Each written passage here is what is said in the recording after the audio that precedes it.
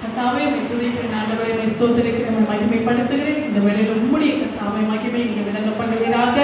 பேசக்கூடிய வார்த்தைகளை பரிசுத்த ஆவியானுடைய கரத்தில் ஒப்பு கொடுக்கிறேன். பரிசுத்த ஆவியானவர் பலப்படுத்துங்க அப்பா. ஏற்ற நேரத்தில் ஏற்ற வார்த்தைகளை வெளிப்படுத்துகிறேன் தேவன். உடைய வார்த்தைகளின் வெளிச்சத்தில் நடத்துகிறார். எங்கள் மீட்பர் ரட்சகருமாக இருக்கிற இயேசுப்பா நாமத்திலே ஜெபிக்கிறேன் என் ஜீவன நல்ல பிதாவே. ஆமென் ஆமென். ஹல்லேலூயா. இவர்கள் கூட நாம் கர்த்தருடைய வார்த்தைகளுக்கு நேராய் கடந்து போவோம். நாம் யாரு? தேவனால் தெரிந்து கொள்ளப்பட்ட ஜனம். நாம் தேவனுடைய சுதந்திரம். ஹல்லேலூயா. நாம் யாரெல்லாம் ரட்சிக்கப்பட்டிருக்கிறோமோ அவர்கள் எல்லாம் யாரா இருக்கிறோம்? நாம் கர்த்தருடைய சுதந்திரங்களாக இருக்கிறோம். இந்த நாளிலும் கூட கர்த்தர் நம்மை சுதந்திரவாளிகளாய் மாற்றிருக்கிறார், நம்மை பாக்கியமுள்ளவர்களாய் மாற்றிருக்கிறார். நாம் எடுத்து வாசிக்கலாம். சங்கீதம் 33:12. சங்கீதம் 33:12.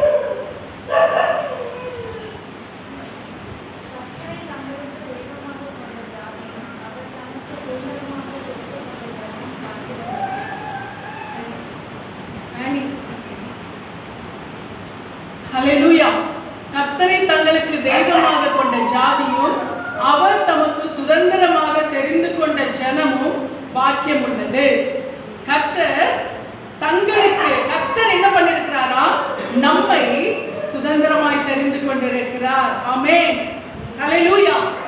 இந்த நாளிலும் கர்த்தருடைய வார்த்தை நமக்கு தெளிவாய் வருகிறது. கர்த்தரை தங்களுக்கு தெய்வமாக தெரிந்து கொண்ட ஜாதியாய் நாம் இருக்கிறோம். ஹல்லேலூயா. நாம் கர்த்தரை நமக்கு தெய்வமாய் தெரிந்து கொண்டபடினாலே நாம் பாக்கியமுள்ள ஜனங்களாய் இருக்கிறோம். ஹல்லேலூயா. ஹல்லேலூயா. இந்த நாளிலும் கூட கர்த்தர் நம்மை பாக்கியமுள்ள ஜனங்களாய் மாற்றியிருக்கிறார். நாம் கர்த்தரை தெய்வமாய் தெரிந்து கொண்ட ஜாதி. முதலாவது நாம் யாரு? முதலாவது நாம் யாரு? நாம் கர்த்தரை தெய்வமாய் தெரிந்து கொண்ட ஜாதி. ஹல்லேலூயா. ஆதியாகமம் 17:4 எடுத்து வாசிக்கலாம். ஆதியாகமம் 17:4.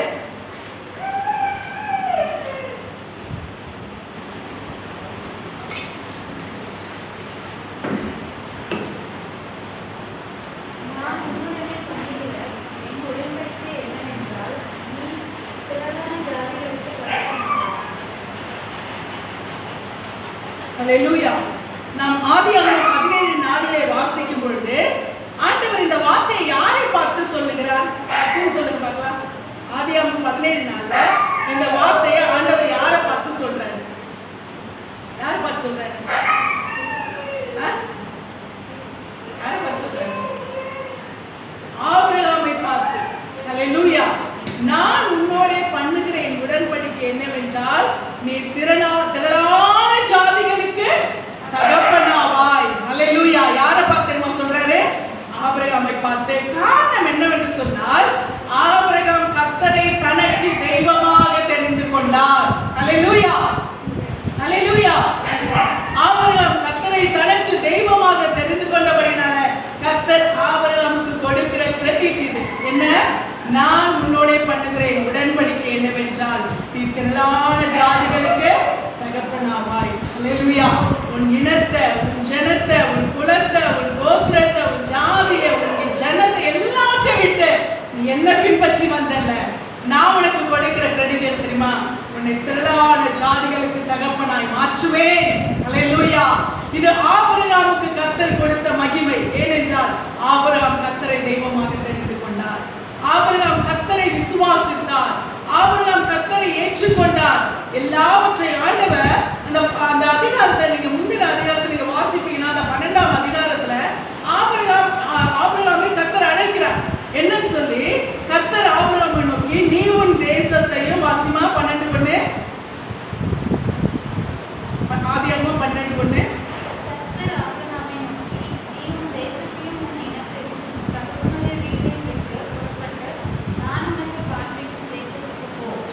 என்ன சொல்றா? ஆபிரகாமை நோக்கி நீ உன் தேசத்தையும் உன் இனத்தையும் உன் தகப்பனுடைய வீட்டையும் விட்டு புறப்பட்டு நான் உனக்கு காண்பிக்கும் தேசத்துக்கு போ என்று சொல்றாரு. நீ எல்லாத்தையும் நீ என்ன பாரு, என்ன நோக்கி பாரு. இந்த வார்த்தையை தான் கர்த்தர் தம்மால் தெரிந்து கொள்ளப்பட்ட ஜனங்களுக்கு சொல்லுகிறார். நான் உன்னை தெரிந்து கொண்டேன். என்ன மாத்திரம் பற்றிக்கொள், என்னை மாத்திரம் விசுவாசி, என்னை முழுமையாய் நீ அண்டிக் கொள்வாயானால் நிச்சயம்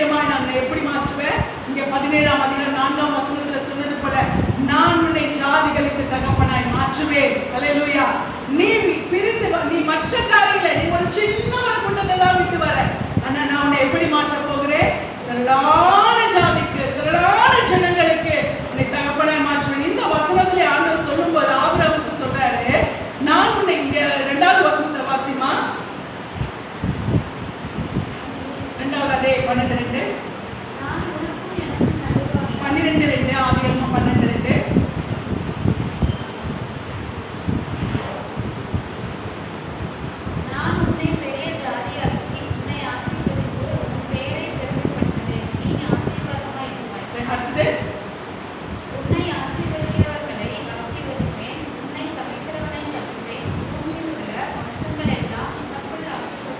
பூமியில் உள்ள வம்சங்கள் எல்லாம் உனக்குள்ளதான் ஆசீர்வதிக்கப்படும். ஹல்லேலூயா.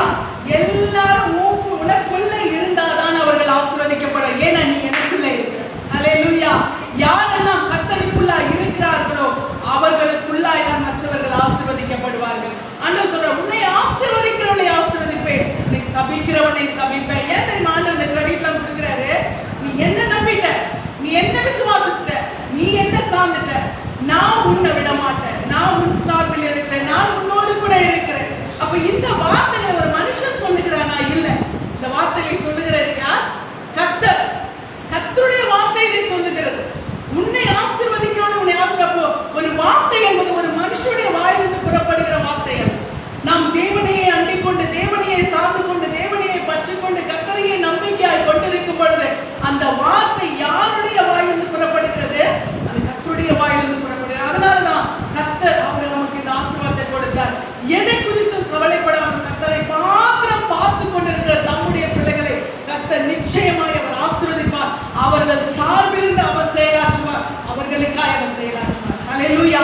அந்த ஆசீர்வாதத்தின் நிறைவை அளவில்லாமல் பெற்றுக்கொள்ளும்படியாக கர்த்தர் நடத்துகிறவராய் இருக்கிறார். ஹல்லேலூயா.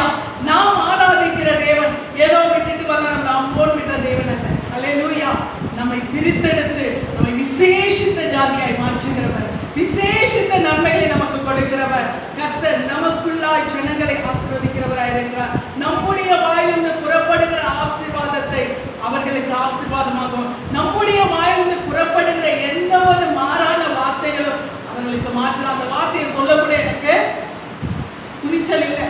ஏன்னா ஆண்டவருடைய வார்த்தை எதைத்தான் சொல்லி இருக்கிறது? உன்னை ஆசீர்வதிக்கிறவனை ஆசீர்வதிக்கிறவனை சபிக்கிறவனை சபிக்கிறேன். ஹல்லேலூயா. கர்த்தர் தம்முடைய ஜனங்களை அவர் அப்படியாய் தெரிந்து கொண்டிருக்கிறார். கர்த்தருடைய சுதந்திரமே, கர்த்தருடைய ஜனமே நாம் மாற்றுகிறவர்கள். ஹல்லேலூயா. ஏனென்றால் நம்மை அவர் தம்முடைய பிள்ளைகளாய் தெரிந்து கொண்டிருக்கிறார். நாம் கர்த்தரை தெரிந்து கொண்ட ஜனமாய் இருக்கிறபடினாலே அன்றைக்கு ஆபிரகாமுக்கு கிடைத்த அந்த ஆசீர்வாதத்தை அப்படியே கர்த்தர் என்ன செய்திருக்கிறார் தெரியுமா? நம்ம மேல டிரான்ஸ்ஃபர் பண்ணிட்டார். ஹல்லேலூயா. அந்த ஆசீர்வாதங்களின் நிறைவுகள் எல்லாம் நமக்குள்ளாய் அது வந்திருக்கிறபடினாலே நாம் கர்த்தருக்கு மகிமையை செலுத்தியுள்ளாய் இருக்கிறோம். ஹல்லேலூயா. இது மாத்திரமல்ல, இந்த வசனத்திலே நாம் வாசிக்கும் பொழுது பூமியில் உள்ள வம்சங்கள் உனக்குள் ஆசீர்வதிக்கப்படும் என்று சொன்ன தேவன் அந்த ஆதியாகமம் 17ஆம் அதிகாரத்தின் 6ஆம் வசனத்திலே நாம் வாசிக்கும் பொழுது உன்னை ஜாதிகளுக்கு நான் தகப்பனாய் மாற்றுவேன் என்று சொல்லி கர்த்தர் சொல்லுகிறார். உன்னை மிகவும் அதிகமாய் பலுகும் பெருகம் பண்ணி உன்னிலே ஜாதிகளை உண்டாக்குவேன், உன்னிடத்திலிருந்து என்ன பண்ணுவாங்களா? ராஜாக்கள் தோன்றுவார்கள் என்று சொல்லி கர்த்தர் என்ன செய்தார்? ஆபிரகாமை ஆசீர்வதிக்கிறது மாத்திரமல்ல, அந்த ஆசீர்வாதத்தை கர்த்தர் 16ஆம் அதிகாரத்திலே சாராளுக்கும் கொடுக்கிறார். ஹல்லேலூயா. இங்கே பார்க்கும்போது 16ஆம் வசனத்துல நாம் வாசிக்கிறோம். அதே அதிகாரத்துல 17ஆம் அதிகாரத்திலே 6ஆம் வசனத்துல 16ஆம் வசனத்துல வாசிக்கும் பொழுது 16லே ஆதியாகமம் 17:16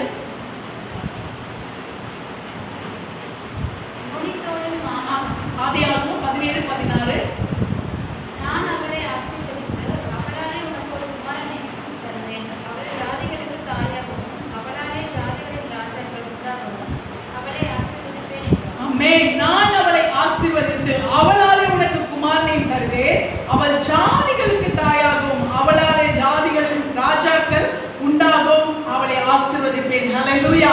ஆண்டவர் தேவனுக்கு பயப்படுகிறவருடைய குடும்பத்தை சந்ததிகளை ஆசீர்வதிக்கிறார். ஹல்லேலூயா. தேவனுக்கு பயப்படுகிற சந்ததிகளிலிருந்து ராஜாக்கள் தோன்றுவார்கள், அதிகாரம் உள்ளவர்கள் தோன்றுவார்கள், அரசாளுகிறவர்கள் தோன்றுவார்கள். கொஞ்சுவார்கள். ஹல்லேலூயா. நாம் தேவனுடைய ராஜ்யத்துக்காய் நம்மை விட்டு கொடுக்கும் பொழுது நம்முடைய குடும்பத்திலிருந்து கர்த்தர் என்ன செய்கிறாரா? ராஜாக்களை ஏற்படுத்துகிறார். ஹல்லேலூயா.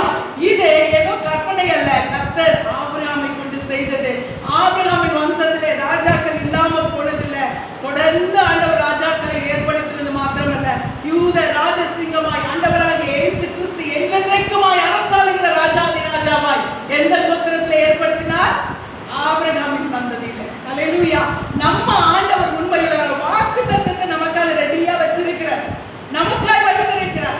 ஆனால் அந்த வாக்குத்தத்தத்தை நாம் சுதந்தரித்துக் கொள்ள நாம் அதற்கேற்றபடியாய் செயல்படுவோமானால் நாம் அதற்கு சுதந்திரவாதிகளாய் மாறுகிறோம். ஹல்லேலூயா. எல்லாமே நமக்கு ரெடிமேடா இருக்கு. எதுவுமே நமக்கு ஆண்டவர் இனிமே செய்ய போறதே கிடையாது. எல்லாம் ரெடிமேட், எல்லாமே நமக்கு ரெடியா இருக்கு. பரலோகம் முதற்கொண்டு எல்லாமே நமக்கு ரெடி ஆயிடுச்சு. இதுக்கு சாட்சி யோவான். கர்த்தர் நமக்கு பரலோகத்தை ரெடி பண்ணி வச்சுட்டதை நாமெல்லாம் அங்க போயிட்டதை கூட யோவான் என்ன பண்ணிட்டாரு? பார்த்துட்டாரு. எல்லாமே நமக்கு ஆண்டவர் உலகத்தின் முடிவு வரைக்கும் ரெடி பண்ணியாச்சு. ரெடிமேட் தான் எல்லாமே. நம்முடைய ஆசீர்வாதம் முதற்கொண்டு நாம் சுதந்திரிக்க போகிற பரம தேசம் வரைக்கும் எல்லாம் ரெடிமேட். ஆனால் நாம் அதை எப்படியாய் சுதந்திரித்துக் கொள்ள போகிறோம்? அதை நாம் எப்படியாய் பற்றிக்கொள்ள போறோம்? நமக்கு ஒரு காரியம் வைக்கப்பட்டு விட்டது. அதை பெற்றுக் கொள்ளுகிறதற்கு நாம் எப்படியாய் செயல்படுகிறோம்? ஹல்லேலூயா. கர்த்தர் ட்ராக் போட்டு தான் கொடுக்கிறார், வழியை காட்டுறாரு. ஆனால் அதை சுதந்திரிக்க வேண்டிய வழியை விட்டு மாறும் பொழுது அதற்கு கர்த்தர் பொறுப்பாவாரா? அதற்கு சபை பொறுப்பாகுமா? கிடையாது. நல்லா தான் கொண்டு வர்றார், ட்ராக்ல தான் கொண்டு வர்றார். ஆனா பிடிக்க வேண்டிய ட்ராக்கை விட்டுட்டு ரூட் மாறுச்சுன்னா அது எங்க போகும்? வேற வழியில போயிடும். ஹல்லேலூயா. சுதந்திரிக்க வேண்டிய ஆசீர்வாதங்களை விட்டு விட்டு அது வேற பாதையை நோக்கி போய்விடும். ஹல்லேலூயா. ஆண்டவர் நமக்காக வைத்திருக்கிற ஆசீர்வாதம் எல்லாமே ரெடிமேட். ஆண்டவர் ஆபிரகாமை அழைக்கிறதுக்கு முன்னாடியே ரெடி பண்ணி வச்சுட்டார். ஆனா ஒன்னே பண்ணுதான், நான் கூப்பிடுறேன், நீ வரியா? நான் சொல்றேன், என் வார்த்தைக்கு செவி கொடுக்கிறியா? நான் சொல்லுகிறபடியெல்லாம் நீ செயல்படுறியா? தாமதமானாலும் உன் விசுவாசத்தை நீ கடைபிடிச்சு நடக்கிறியா? இதை ஆண்டவர் பார்க்க. ஆண்டவர் ரெடி பண்ணி வச்சுட்டது ஏற்கனவே பண்ணியாச்சு. ஆண்டவர் பலி கொடுக்கணும் பிள்ளையை சொல்லிட்டார், பிள்ளையும் பலி கொடுன்னு சொல்லிட்டார். ஆனா ஆண்டவர் அதற்கான பலி அங்க என்ன பண்ணிட்டாரு? அவனுக்கு பதிலா ரெடி பண்ணி வச்சுட்டார். நம்ம ஆண்டவர் கொஞ்சம் விளையாட்டு கட்டுறோம் நம்ம கிட்ட, அவனுக்கு விளையாடுறதுக்கு நாம தான். ஹல்லேலூயா. சில காரியங்களிலே நம்முடைய விசுவாசத்தை என்ன பண்ணுவாரு? அவர் சோதித்து பார்ப்பார். சில காரியங்களை என் பிள்ளை எப்படி இருக்கா இந்த சூழ்நிலையில, அவளை என்னை நம்புகிறாள், எல்லாமே நமக்கு வச்சிருவாரு, ரெடிமேடா வச்சிருவாரு. ஆனா என்ன பண்ணுவாரு? நீ எனக்கு என்னை பற்றி கொண்டு என்னுடைய விசுவாசத்தில் என்னுடைய பலன்ல எல்லாவற்றிலும் என் ஆண்டவர் தான் எனக்கு முதன்மை என்று சொல்லி என் வார்த்தையின் பலன்ல நீ நடக்கிறியா? நாம் அப்படியாய் நடக்கும் பொழுது நிச்சயமாய் நமக்கு என்று ஆயத்தப்படுத்தி வைத்த எந்த ஒரு ஆசீர்வாதம் கரத்தை விட்டு போகிறார். ஹல்லேலூயா.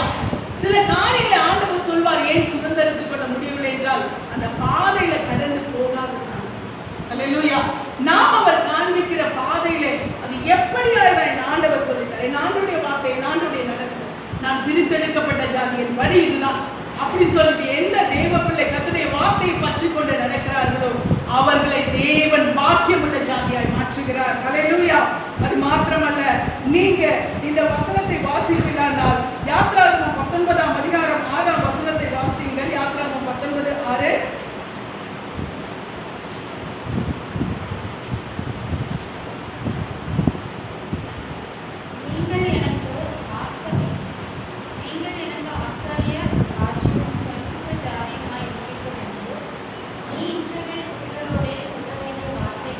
ஹல்லேலூயா. கர்த்தர் இந்த ஆபிரகாமின் மூலமாய் ஒரு கோத்திரத்தை பிரிச்சு எடுத்தார். யாரு? இஸ்ரவேல். இந்த இஸ்ரவேல் யாரு? யாக்கோபின் சந்ததி. இந்த யாக்கோபு யாரு? ஈசாக்குக்கு பிறந்தவன். இந்த ஈசாக்கு யாரு? ஆபிரகாமுக்கு பிறந்தவன், வாக்குத்தத்தம் பண்ணப்பட்ட மகன். இந்த சந்ததியிலே கர்த்தர் வாக்குத்தத்தம் பண்ணினார். அந்த யாக்கோபை தெரிந்து கொண்டார். யாக்கோபை அவர் தெரிந்து கொண்டபடினாலே அந்த யாக்கோபை என்ன செய்கிறார்? அவனை பேர் சொல்லி அழைத்து இஸ்ரவேலாய் மாற்றுகிறார். அந்த இஸ்ரவேலுக்கு கர்த்தர் கொடுக்கிற வாக்குத்தத்தம் தான், நீங்கள் எனக்கு ஆசாரிய ராஜ்யமும் பரிசுத்த ஜாதியுமாய் இருப்பீர்கள் என்று கர்த்தர் என்ன செய்கிறாரா? நீ இஸ்ரவேல் புத்திரருடைய சொல்ல வேண்டிய வார்த்தைகள் என்று சொல்லுகிறார். அப்ப இஸ்ரவேல் புத்திரருக்கு ஏன் இந்த கிரெடிட் கிடைச்சது? ஏன் இந்த மெரிட் கிடைச்சது? ஏன் இந்த ஆசீர்வாதம்? இல்ல பாத்தீங்களா, ரெண்டு ஆசீர்வாதம். ஒன்னு ஆசாரிய ராஜ்யம், இன்னொன்னு பரிசுத்த ஜாதி. அல்லேலூயா. கர்த்தர் என்ன செய்கிறார்? ஆசாரி ராஜாக்களாய் நீங்க அதே வசனத்தை 1 பேதுரு நீங்க வாசிக்கலாம்னால் 2:9 நீங்க வாசிங்க. 1 பேதுரு 2:9, 1 பேதுரு 2:9.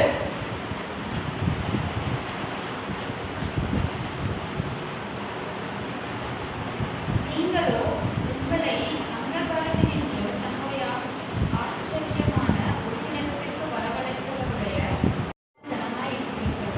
நீங்களோ உங்களை அந்த காலத்தினின்று தம்முடைய ஆச்சரியமான வழிநடத்திற்கு வரவழைத்தவருடைய புண்ணியங்களை அறிவிக்கும்படிக்கு ஆண்டவர் ஆபிரகாமை தெரிந்து கொண்டார். அந்த கல்தேய தேசத்திலிருந்து கர்த்தர் என்ன பண்ணாரு?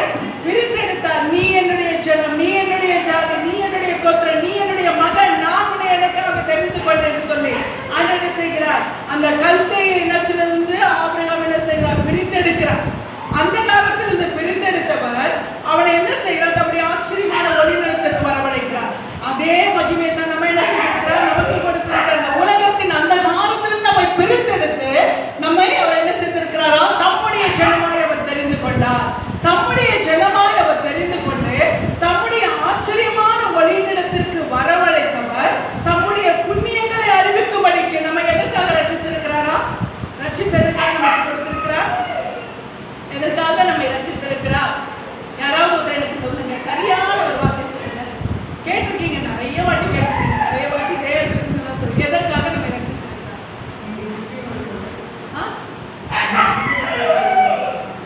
ஆன்சர் இதுலயே தான் இருக்கு. என்னது? தம்முடைய புண்ணியங்களை அறிவிக்கும்படிக்கு. புண்ணியம் என்றால் என்ன? நமக்கு அவர் செய்த கிருபை. நமக்கு புண்ணியம் எது சொல்லுவோம்? ஒரு தயவை நமக்கு வெளிப்படுத்துறத நமக்கு செய்கிற புண்ணியம் இல்லையா? அவர் நமக்கு என்ன பண்ணிருக்கிறாரா?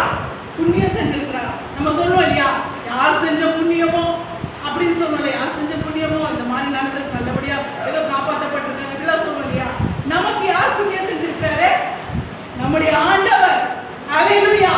நாம் அழிவிலே கடந்து போகாதபடிக்கு கர்த்தர் என்ன செய்திருக்கிறார்? நமக்கு அவருடைய புண்ணியங்களை அவர் அறிவித்தார். அவருடைய புண்ணியங்கள் அவர் நமக்காக பாராட்டின அந்த இரக்கம், கிருபை, தயவு, புண்ணியம். அல்லேலூயா. உலகத்துக்கே புரியணும் தான் இந்த வார்த்தையை சொல்லுங்க. தம்முடைய புண்ணியங்கள் அவர் நமக்காக பாராட்டின அந்த புண்ணியத்தை நாம் என்ன செய்யணுமா? அறிவிக்கும்படிக்கு. நம்ம ரட்சித்திருக்கிறல்ல, இந்த ரட்சிப்பை அவர் நமக்காக கொடுத்த அந்த மீட்பை நாம் என்ன செய்யணுமா? மற்றவர்களுக்கு அந்த காலம் தம்முடைய ஆச்சரியமான ஒளிநிடத்திற்கு அந்த புண்ணியத்தை நமக்கு என்ன பண்ணிருக்கிறாரு? அவர் செய்திருக்கிறார். இந்த உலகத்திலிருந்து நம்மை மீட்டெடுத்து இருளின் ஜாதியாய் இருந்த நம்மை வெளிச்சத்தின் பிள்ளைகளால் அவர் மாற்றியிருக்கிறார். தம்முடைய ஆச்சரியமான ஒளிநிடத்திற்கு வரவழைத்தவருடைய அவருடைய புண்ணியங்களை நம்ம என்ன பண்ணுமா? அறிவிக்கும்படிக்கு. அப்ப இது என்னது? நம்ம தலை மேல விழுந்த கடமை. அல்லேலூயா. ஒவ்வொரு ரட்சிக்கப்பட்ட தேவ பிள்ளைக்கும் இந்த ரட்சிப்பை அறிவிப்பது நமக்கு கிடைத்த பாக்கியம். அல்லேலூயா. ஏன்னா நமக்கு அவர் புண்ணியம் செஞ்சிருக்கிறார். அந்த புண்ணியத்தை நம்ம என்ன பண்ணுமா? மற்றவர்களுக்கு அறிவிக்க வேண்டும். அப்போ அவருடைய வரவழைத்தவருடைய புண்ணியங்களை அறிவிக்கும்படிக்கு நம்ம என்னவோ எதுக்காக தெரிஞ்சுக்கிட்டாரா? நம்ம எதுக்காக? தெரிந்து கொள்ளப்பட்ட சந்ததியாயும். நம்ம எப்படி தெரிந்திருக்கிறாரா? தெரிந்து கொள்ளப்பட்ட சந்ததியாயும் பரிசுத்த ஜாதியாயும் அவருக்கு சொந்த ஜனமாயும். அல்லேலூயா. நம்மை தெரிந்து கொள்ளப்பட்ட சந்ததியாயும் ராஜரீகமான ஆசாரி கூட்டமா. நம்ம யாரு? ராஜரீகமான ஆசாரி கூட்டம். அல்லேலூயா. ராஜாதி ராஜாவுடைய பிள்ளைகளாய் நாம் இருக்கிறோம். நம்ம என்ன செய்திருக்கிறார் கர்த்தர்? நம்மை ராஜாவுடைய ஆசாரிய கூட்டமாய் நம்மை மாற்றிருக்கிறார். அப்ப ரட்சிக்கப்பட்ட ஒவ்வொரு தேவ பிள்ளையுமே இந்த பொறுப்பை நம்ம பெற்றுக்கொள்ளும். அல்லேலூயா. கீரை விற்கிறவங்களா இருந்தாலும் அவங்ககிட்ட ஒரு வார்த்தை சொல்லிடணும். காய் விற்கிறவங்களா இருந்தாலும் அவங்ககிட்ட ஒரு வார்த்தை சொல்லிடணும். கடைக்கு போனா யாரா நின்னாலும் அவங்க கிட்ட என்ன பண்ணிடணும்? ஒரு வார்த்தை சொல்லிடணும். என்னது? இயேசு கிறிஸ்துவை நேசிக்கிறார், உன் பிரச்சனைகளை எல்லாம் அவர் மாற்றுவார். நமக்கு இந்த ஆண்டு என்ன பண்ணிருக்கிறாரு? நம்ம மேல் விழுந்த கடமையாய் அவர் கொடுத்திருக்கிறார். அவருடைய புண்ணியங்களை அறிவிக்கும்படிக்கு நம்மை பரிசுத்த ஜாதி என்ன பண்ணிருக்கிறாரா? அவர் தெரிந்து கொண்டிருக்கிற நமக்கு கொடுக்கப்பட்ட ஒரு பெரிய ஒரு கிரெடிட் என்னன்னா, அவர் நம்மை தெரிந்து கொள்ளப்பட்ட முதலாவது நம்ம யாரு? ஸ்பெசிபிக்கான ஒரு சந்ததி. நம்ம யாரு? ஸ்பெசிபிக்கான சந்ததி. உலகத்துல எத்தனை கோடி ஜனங்கள் இருக்கலாம். நம்ம இந்தியாவின் மக்கள்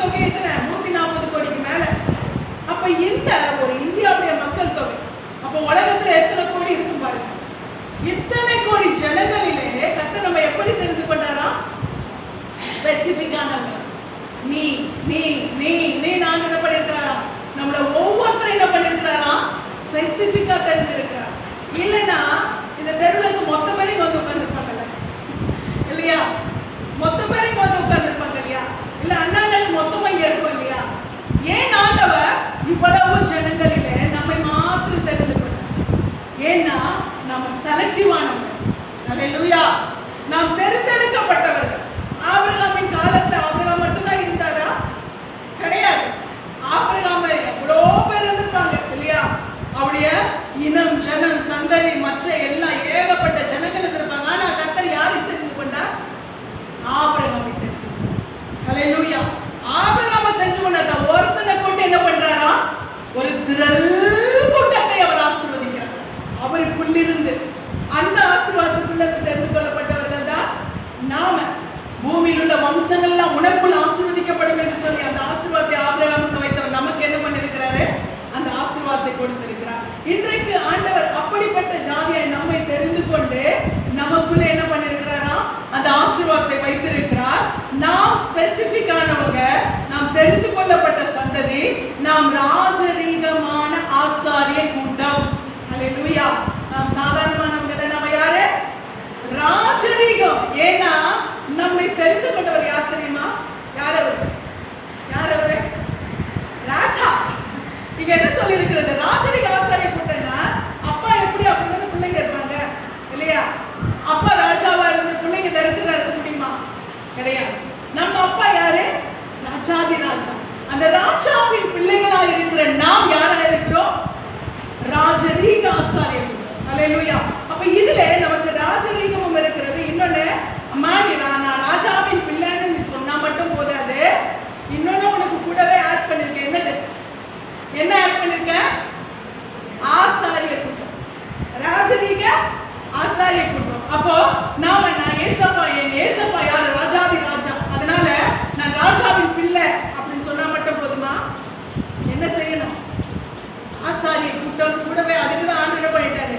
கூட இதையும் ஆட் பண்ணிட்டார். ராஜரீக ஆசாரிய கூட்டம். ஒரு ஆசாரியனுக்கு என்ன வேலை? என்ன வேலை? கர்த்தருடைய ராஜ்யத்தை, அவருடைய மகிமை, அவருடைய மேன்மை அறிவிக்கிறது யாரோட வேலை? ஒரு ஆசாரியன் இல்லையா?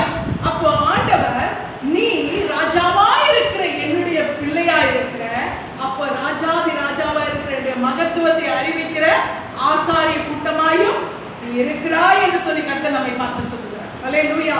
அப்ப நான் ராஜாவின் பிள்ளைன்றது மாத்திரம் இல்ல, அந்த ராஜாவின் மகிமையை அறிவிக்கிறவர்களாகவும் நம்ம என்ன பண்ணணும்? இருக்க வேண்டும். இயேசு கிறிஸ்து அவர் பரலோகத்துக்கு எடுத்துக்கொள்ளப்படுவதற்கு முன்பாக அவர் சொன்ன அந்த வார்த்தையை நீங்க வேதத்துல வாசிச்சீங்கன்னா, மார்க்கு, லூக்கா, மத்தேயு இதெல்லாம் அந்த கடைசி வார்த்தையில சொல்வாரு, நீங்க உலகம் எங்கும் புறப்பட்டு போய் என்ன பண்ணுங்க? பிதா, குமாரன், பரிசுத்த ஆவியின் நாமத்தினாலே நீங்க என்ன பண்ணுங்க? நீங்க அவர்களுக்கு என்ன பண்ணுங்க? ஞானஸ்நானம் கொடுங்க, அவர்களை சீஷராக்குங்கன்னு சொல்லுவாங்க. நீங்க சீஷராயிட்டீங்க, நீங்க என்ன பண்ணுங்க? மற்றவர்களையும் சீஷராக்குங்கள். அப்போ ரட்சிப்புக்கான ஒரு அறிகுறி என்ன தெரியுமா? நாம் ராஜரீகமான பிள்ளைகள். ஒண்ணு, நாம் ராஜாவின் பிள்ளைகளாய் மாறிவிட்டோம். அடுத்தது, அந்த ராஜாவுக்கு நம்ம என்ன செய்யறோம்னா, நாம் ஆயத்தப்படுத்துகிறோம். ஆத்துமாக்கள் நம்ம என்ன பண்றோம்? ராஜாவுக்காக நாம் ஆயத்தப்படுத்துகிறோம். அப்ப நாம என்னவா இருக்கிறோம்? ராஜாவின் பிள்ளைகள் மாத்திரமல்ல, அவருக்காக, ராஜ்யத்துக்காக ஆத்துமாக்களை நாம் ஆயத்தப்படுத்துகிறவர்களா இருக்கிறோம். அது மாத்திரமல்ல, இங்கே நமக்கு இந்த வசனம் தொடர்ந்து சொல்லுகிற காரியம், தெரிந்து கொள்ளப்பட்ட சந்ததி, ராஜரீக ஆசாரிய கூட்டம், பரிசுத்த ஜாதி, அவருக்கு சொந்தமான ஜனம். அல்லேலூயா. நாம யாரா? பரிசுத்தமுள்ள ஜாதி. அல்லேலூயா. நாம பரிசுத்தமுள்ள ஜாதி. நான் நம்ம எதற்காக அழைத்திருக்கிறார்? ரட்சித்துட்டாரு, நம்ம மீட்டெடுத்துட்டாரு, உன்னை ரட்சித்துட்டேன், அதுக்கப்புறம் நீ எங்க வேணாலும் போ அப்படின்னு சொல்லி ஆண்டவர் நம்ம அதுக்காக நம்மளை ரட்சித்திருக்கிறாரு? இல்ல. நம்ம எதற்காக ரட்சித்திருக்கிறார்? நம்மை பரிசுத்த ஜாதியாய் அவர் ரட்சித்திருக்கிறார் என்று சொன்னால், நான் ஆண்டவர் சொல்லுகிற வசனம் தெரியுமா? நான் பரிசுத்தர், ஆகையால் நீங்களும் உங்கள் நடக்கைகள் எல்லாவற்றிலும் எப்படி இருங்க? பரிசுத்தமுள்ளவர்களாய் இருங்கள். அப்போ தேவன் நம்மை, இங்க இன்னொரு இடத்துல தேவனுடைய தாசன் சொல்வாரு, நான் உங்களை அசுத்தத்திற்கு அல்ல பரிசுத்தத்திற்கு என்று தெரிந்து கொள்ளும். அப்ப கர்த்தருடைய சமூகத்தின் வேலை என்ன? கர்த்தருடைய வீட்டின் வேலை என்ன? என்ன? நம்ம பரிசுத்தப்படுத்துறது. இல்லையா? கர்த்தருடைய வீட்டுக்கு நாம வர்றது என்ன தெரியுமா? நம்மை பரிசுத்தப்படுத்திக் கொள்வதற்கு. அல்லேலூயா. நம்மை சுத்திகரித்துக் கொள்வதற்கு. அநேக தேவனுடைய வீடு என்றால் ஏதோ ஒரு சடங்காச்சாரமாய் ஒரு ஞாயிற்றுக்கிழமை நம்ம வந்துட்டு போற இடம் நினைக்கிறேன். கிடையாது. நம்ம என்ன செய்யறோம் தெரியுமா? புதுப்பித்துக் கொள்ளுகிற இடம், நம்மை சார்ஜ் பண்ற இடம். நம்ம என்ன பண்றோம்? சார்ஜ் பண்றோம். ஒரு விலை மதிக்க முடியாத ஒரு போனை வாங்கிடுறோம். நான் சமீபத்தில் கேள்விப்பட்டேன், அதாவது அம்பானியோட மனைவியினுடைய போன் கவரோட விலை எவ்வளவு தெரியுமா? நான் சொல்றது போன் விலை இல்ல, போன் கவரோட விலை 240 கோடி. போன் கவர் மாத்திரம் 240 கோடி. ஹல்லேலூயா. அப்ப போனோட விலை என்ன இருக்கு? அந்த கவர்ல பதிச்சிருக்குதுன்னா எல்லாமே பிரஷியஸ் ஸ்டோன்ஸ். 240 கோடியில கவரு. அப்ப போன் விலை ஒரு 500 கோடி வச்சுக்கோங்க. அப்போ 750 கோடியில 860 கோடி 800 கோடி எவ்வளவு கோடி கொடுத்து வாங்கினாலும் அந்த போன்ல சார்ஜ் இல்லைன்னா அது தெருக்கோட்டம் இல்லையா? அந்த போன்ல சார்ஜ் இல்லைன்னா அதோட பர்பஸ் அது என்ன பண்ண முடியாது, செய்ய முடியாது. இன்னைக்கு ரட்சிப்பை நாம் விலையேற பெற்ற ரட்சிப்பை நாம் வாங்கி விடுகிறோம். இயேசு கிறிஸ்து விலையேற பெற்ற ரத்தம் நம்ம என்ன செய்து விடுகிறது? ரட்சிப்பை கொடுத்து விடு. விலையேற பெற்ற ரத்தம் நம்மை ரட்சித்து விடுகிறது. அந்த விலையேற பெற்ற ரத்தத்தினால, பிரஷியஸான ரத்தத்தினால, விலை மதிக்க முடியாத ரத்தத்தினால, எந்த ஒரு ரத்தமும் மீட்க முடியாத காரியத்தை அந்த தேவகுமாரனுடைய விலையேற பெற்ற ரத்தம் நம்மை மீட்டெடுத்து விடுகிறது. அதை எத்தனை ஆயிரம் கோடி கொடுத்தாலும் வாங்க முடியாது. எத்தனை ஆயிரம் கோடி கொடுக்கிற இயேசு கிறிஸ்துடைய ரத்தத்தை எனக்கு கொடுங்க, நான் அப்படி கிடையாது. நம்முடைய இருதயத்தை கொடுத்தாதான் அவர் பார்வையில எது விலை மதிக்க முடியாதது? இந்த இருதயம் தான் அவருடைய பார்வையிலே விலை மதிக்க முடியாது. அப்ப இந்த ரட்சிப்பை நாம் வாங்குகிறோம். விலை மதிக்க முடியாத இந்த ரட்சிப்பை நாம் வாங்குகிறோம். இந்த விலை மதிக்க முடியாத ரட்சிப்பை வாங்கிட்டு நான் ஒரு தடவை ரட்சிக்கப்பட்டுட்டேன், அதனால எனக்கு என் ரட்சிப்பு முடிஞ்சிடுச்சுன்னா முடியுமா? இத்தனை கோடியில நான் போனை வாங்கிட்டேன், இத்தனை கோடியில நான் கவர் போட்டுட்டேன், அதனால நான் சார்ஜ் பண்ண வேண்டிய அவசியம் இல்லைன்னா அதனுடைய பர்பஸ் அது செய்யுமா? சார்ஜ் இல்லாத போன்ல நீங்க எந்த லோக்கலுக்கு கூட நீங்க என்ன பண்ண முடியாது, கால் பண்ண முடியாது. ஏன்னா ஸ்விட்ச் ஆஃப் ஆயிடும். இத்தனை கோடியில இருக்கிறதுனால அது என்ன ஆகாது, அது வந்து சார்ஜ் போகாம இருக்காது இல்லையா? ஏன்னா அதுக்குரியதை அதுக்கு செஞ்சுதான் ஆகணும், எத்தனை கோடியா இருந்தாலும். அப்ப நான் இயேசு கிறிஸ்து என்னை மீட்டெடுத்து விட்டார், இயேசு கிறிஸ்து என்னை ரட்சித்து விட்டார், அது போதும் அப்படின்னு சொல்றதுனால நாம் அந்த ரட்சிப்பை காப்பாற்றிக் கொள்ள முடியாது.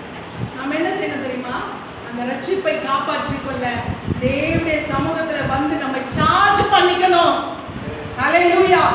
நம்மை இந்த ரட்சிப்பை, இந்த மீட்பை நாம் சார்ஜ் பண்ணிட்டே இருந்தாதான் நாம் அதற்கான பிரயோஜனத்தை பெற்றுக்கொள்ள முடியும்.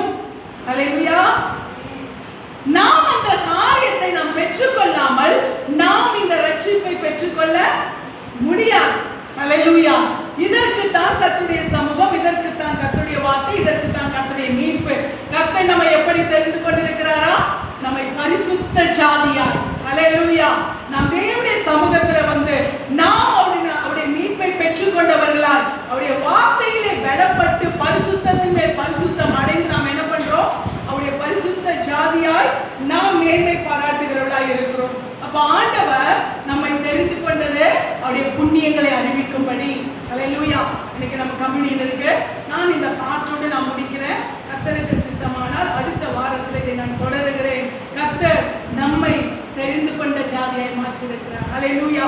இந்த சங்கீதம் 33:12 நமக்கு சொன்னபடியால், இந்த ஆதார வசனத்தின்படியால், கர்த்தரை தங்களுக்கு தெய்வமாக கொண்ட ஜாதியும் அவர் தமக்கு சுதந்திரமாக தெரிந்து கொண்ட ஜனமும் பாக்கியம் உள்ளது. ஹல்லேலூயா. தேவ ஜனமே, கர்த்தரை நாம் தெய்வமாய் கொண்டிருக்கிறோம். நாம் அவரை தெய்வமாய் கொண்டிருக்கிறபடினால் அவர் நம்மை தம்முடைய சுதந்திரமாய் தெரிந்து கொண்டார். ஹல்லேலூயா. ஒரு வார்த்தையை சொல்லி முடிக்கிறேன். சுதந்திரம் என்று சொன்னால் என்ன? சுதந்திரம் என்று சொன்னால் என்ன? எல்லாம் 1947 ஆகஸ்ட் 15 சொல்லிடாதீங்க. நமக்கு கிடைச்சது சுதந்திரம் என்னது? ஆண்டவராகிய இயேசு கிறிஸ்து நம்மை மீட்டெடுத்தது. ஹல்லேலூயா. இப்போ ஒரு சுதந்திரம் என்று சொல்லும்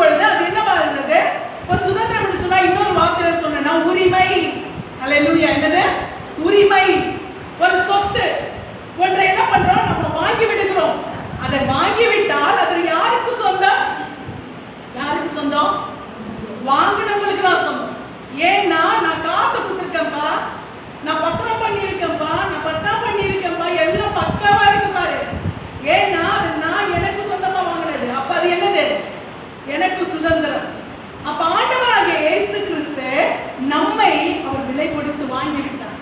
தம்முடைய ஜீவனை, தம்முடைய ரத்தத்தை எல்லாவற்றையும் சிந்தி அவர் விலை கொடுத்து நம்ம என்ன பண்ணிட்டார்? நமக்கு சுதந்திரமாக்கி விட்டார், தமக்கு சொந்தமாக்கி விட்டார். நம்மை அவருக்கு சொந்தமாக்கி விட்ட பிறகு நாம் யாருக்கு உரியவர்கள்? ஏசப்பாக்கு உரியவர்கள் இல்லையா? அது அவருடைய சுதந்திரம். இப்ப நீங்க அந்த வாங்கினதும் நீங்க என்ன பண்ணுவீங்க? அப்படியே விட்டுட்டு வந்துருவீங்களா? வாங்கினதை என்ன பண்ணுவீங்க? ஒரு சுதந்திரத்தை வாங்குறீங்க, ஒரு நிலத்தை வாங்குறீங்க, ஒரு இடத்தை உங்களுக்கு உரிமையா வாங்குறீங்க, விட்டுட்டு வந்துருவீங்களா? என்ன பண்ணுவீங்க? என்ன பண்ணுவீங்க?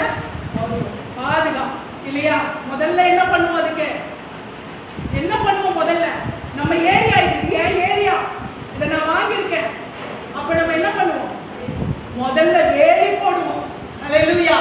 எனக்கு சொந்தமானது, அதை நான் காப்பாற்றணும்ல, பாதுகாக்கணும்ல. உள்ள என்ன பண்ணக்கூடாது? வேற எதுவும் நுழைஞ்சிடக்கூடாது. இல்லைன்னா ஒரு அதை பாதுகாத்து ஒரு தோட்டம் போட்டிருக்கேன். உன்னத பாட்டம் அழகா சொல்லியிருக்கோம். நீ முத்திரிக்கப்பட்ட கிணறு, மறைவிக்கப்பட்ட தோட்டம். அல்லேலூயா. அந்த தோட்டத்துக்குள்ள நான் வெளியேற பெற்ற வாசனை வஸ்துக்களை நான் விளைவித்திருக்கிறேன். கனி கொடுக்கக்கூடிய மரங்களை, நல்ல வெளியேற பெற்ற மரங்களை நான் விளைவித்திருக்கிறேன். நீ என்னுடைய தோட்டம், கர்த்தர் நம்ம சொல்லுகிறார். அப்போ நம்மை ஆண்டவர் தம்முடைய சுதந்திரமாய் அவர் வாங்கிவிட்ட பிறகு முதல்ல நமக்கு என்ன பண்ணுவாரு? வேலி அடைப்பார். ஏன் வேலி அடைக்கிறாரு? நம்மளும் என்ன பண்ணக்கூடாது? பாதுகாப்பு இல்லாம வெளியே போக கூடாது. வெளியில இருந்து எதுவும் என்ன பண்ணக்கூடாது? உள்ள வந்து நம்முடைய பாதுகாப்பையும் கெடுத்துடக்கூடாது. அதுக்குதான் கர்த்தர் இந்த வேலி அடைக்கப்பட்ட தோட்டத்தை நமக்கு கொடுத்திருக்கிறார். அல்லேலூயா. சபை என்பது நமக்கு வேலி அடைக்கப்பட்ட ஒரு தோட்டம். இந்த இடத்துல ஒரு தோட்டத்தை என்ன பண்ணுவாரு? உரிமையாளர் என்ன பண்ணுவாரு? அதை கொத்துவாரா? கொத்த மாட்டாரா? அப்படியே விட்டுருவாரா? களை வளர்ந்துட்டு போ, முள் வளர்ந்துட்டு போ, தண்ணி இல்லாம வறண்டு போ, அப்படி விட்டுருவாரா? என்ன பண்ணுவார்? என்ன பண்ணுவார்? அதை வேலி அடைச்சிட்டு அந்த தோட்டத்துக்குள்ள என்ன பண்ணுவார் தெரியுமா? அதை பண்படுத்துவார், அதை கொத்துவார், அதை சீர்படுத்துவார். அதில் இருக்க கல்லு, கரண்டி, முள்ளு எல்லாவற்றையும் எடுப்பார். அதை எல்லாம் அகற்றிட்டு தன்னுடைய மகிமையை விதைக்கிறதற்கு அந்த தோட்டத்துக்குள்ள என்ன பண்ணுவாரு? அவர் எல்லாவற்றையும் அந்த மண்ணை என்ன பண்ணுவார்? கடினங்களை உடைப்பார். ஆனா இன்னைக்கு சபைக்குள்ள கடினங்களை உடைச்சா என்ன பண்றாங்க? இருக்கிறவங்க உடைச்சிட்டு ஓடி போயிடுறாங்க. அல்லேலூயா.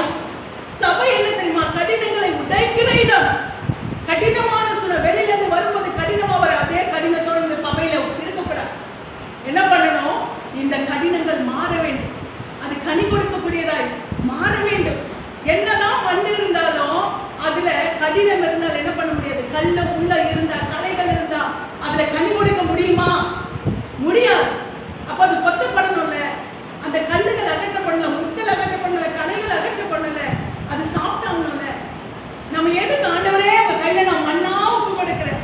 ஏன் தெரியுமா? ஆண்டவர் எதுல இருந்துனா எல்லாத்தையும் ஆண்டவரோட வார்த்தையில உருவாக்குனாரு. மனுஷனை மட்டும்தான் என்ன பண்ணாரு? மனுஷன் மட்டும்தான் என்ன பண்ணாரு? மண்ணா உருவாக்குனாரு, மண்ணில இருந்து உருவாக்குனாரு.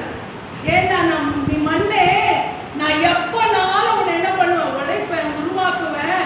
அதனால மண்ணுன்றதை என்னைக்குமே என்ன பண்ணணும்? மனுஷனே நினைவு கூறணும். என்னை உடைக்கிறதுக்கோ என்னை உருவாக்குறதுக்கோ நான் விட்டு கொடுக்க மாட்டேன். கிறிஸ்தவம் என்பதை உடைத்து உருவாக்குகிற வாழ்க்கை தான். நான் உடைக்க விட்டு கொடுக்க மாட்டேன், நான் இப்படிதான் இருப்பேன்னா அது கர்த்தருக்கு பிரயோஜனமானதாய் மாறவே முடியாது. கர்த்தர் தமக்கு சுதந்திரமாய் நம்மை அவர் தெரிந்து கொண்டிருக்கிறார். நம்மை விலை கொடுத்து வாங்கியிருக்க, நம்மை வேலி அடைத்து விட்டார். வேலி அடைத்தது எதுக்கு தெரியுமா? பாதுகாப்புக்கு. வெளியில இருக்கிற எந்த ஒரு காரியமும் உள்ள வந்து நம்மளே சேதப்படுத்தக்கூடாது. நாமளும் ஆண்டவருடைய வார்த்தைக்கு மீறி வெளியில போய் சேதப்பட்டு விடக்கூடாது என்பதற்காகத்தான் கர்த்தர் நம்மை ரட்சித்து வேலி அடைத்திருக்கிறார். நம்மை வேலி அடைத்தது மாத்திரமல்ல, நம்மை பண்படுத்துகிறார், நம்மை சீர்படுத்துகிறார். நம்ம என்ன பண்றாரு? ஒரு விதை, இந்த வார்த்தை என்ற விதை நமக்குள்ளே விழுந்தால் இந்த விதை என்ன பண்ணணும்? என்ன பண்ணணும்? இந்த வார்த்தை நமக்குள்ள விழுந்தா அந்த விதை என்ன பண்ணணும்? பலன் கொடுக்க வேண்டும் இல்லையா? இந்த விதை விழுந்தா என்ன பண்ணணும்? விதை போட்டா பலன் கொடுக்கணும். அப்ப அது கடினமா இருந்தா அது பலன் கொடுக்குமா? அப்ப கடினத்தோட தேவ சமூகத்துல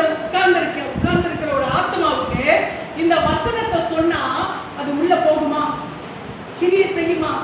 அப்ப என்ன பண்ணணும்? அது சாப்பிட்டாகணும். எல்லா உலகத்தின் காரியங்கள் நான் அழகா ஆராதனை சொன்னார்ல, நான் நமக்கு இருக்கக்கூடாது. கிறிஸ்தவர்களுக்கு என்ன இருக்கக்கூடாது? நான். ஹல்லேலூயா. இந்த காரியம் நம்ம விட்டு அகல வேண்டும். நான் செய்கிறேன், நான் பார்க்கிறேன், நான் கொடுக்கிறேன், நான் நடக்கிறேன். இந்த எண்ணம் என்ன பண்ணக்கூடாது? இருக்கக்கூடாது.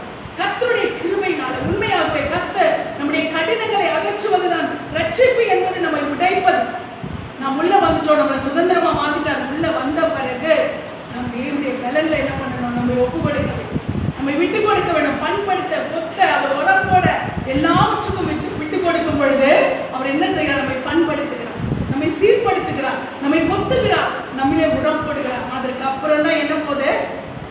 விதை. அதுக்கப்புறம் தான் விதை போட்டு, அப்ப விதை போடும்போது என்ன ஆகும்? அந்த விதை 100 மடங்கு பலன் கொடுக்கும். ஹல்லேலூயா.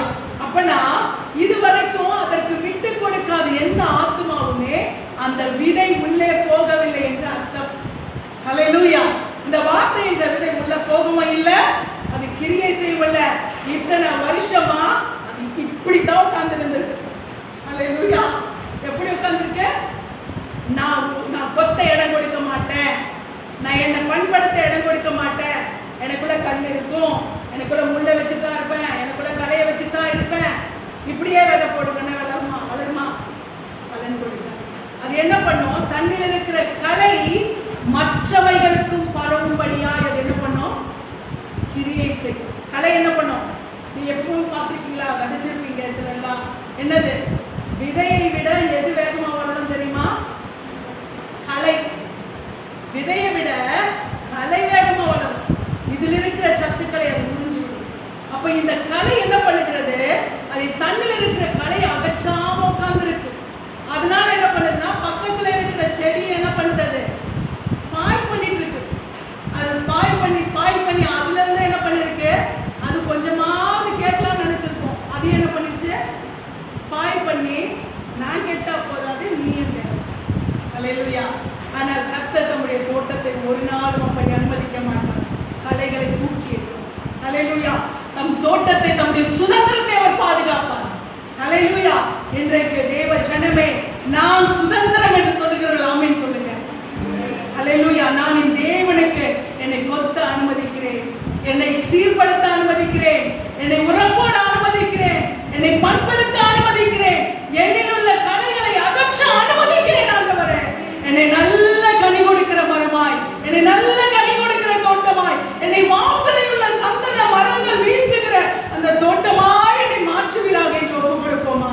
ஹல்லேலூயா. நான் கர்த்தருடைய சுதந்திரம் என்று ஒப்பு கொடுப்போம். இன்றைக்கு கர்த்தரை தங்களுக்கு தெய்வமாய் கொண்ட ஜனமே, அவர் தமக்கு சுதந்திரமாக கொண்ட ஜனமே, நீ பாக்கியம் உள்ளது. ஹல்லேலூயா. இந்த நாளிலே ஆண்டவரே, உடைய சுதந்திரமாய் நான் இருக்கிறேன். என்னை உமக்கென்ற ஆண்டவரே நீங்க பிரயோஜனப்படுத்துங்க. என்னை பண்படுத்த ஒப்பு கொடுக்கிறேன். உங்களுடைய தோட்டத்துல நான் உங்களுடைய சுதந்திரமா இருக்கிறேன். என்னை நீங்க என்ன பண்ணுங்க? சீர்படுத்தி, ஸ்திரப்படுத்தி, பலப்படுத்தி நிலைநிறுத்துங்க என்று ஒப்பு கொடுப்போம். கர்த்தர் தாமே நம்மை ஆசீர்வதிப்பார். ஆமென்.